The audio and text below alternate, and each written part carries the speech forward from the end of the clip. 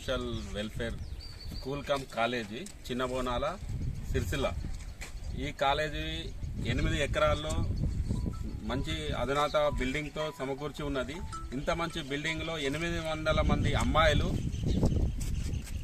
విద్య అభ్యసిస్తున్నారు. ఇటువంటి ఇంత మంచి కాలేజీలో ఈ వార్డెన్ గారు కానీ ప్రిన్సిపల్ గారు కానీ ఈ అకాడమిక్ ఇయర్ మొదలైనప్పటి నుండి ఇప్పటి వరకు వీళ్ళకు వాష్రూమ్స్ లేవు. పిల్లల్ని బయటకెళ్ళమంటారు.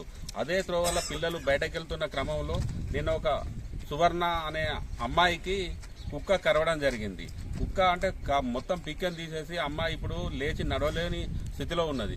దీనికి ఈ స్కూలు యాజమాన్యం ప్రిన్సిపలా లేదంటే ఈ గవర్నమెంటా ఎవరు బాధ్యత తీసుకొని దీనికి పూర్తి స్థాయిలో వెంబడే వాష్రూమ్ల నిర్మాణానికి రాష్ట్ర ప్రభుత్వము డబ్బులు రిలీజ్ చేయాలని డిమాండ్ చేస్తూ, అట్నే ఆ అమ్మాయికి ఖర్చులు మొత్తం చూడాలి. ఆ అమ్మాయికి పూర్తి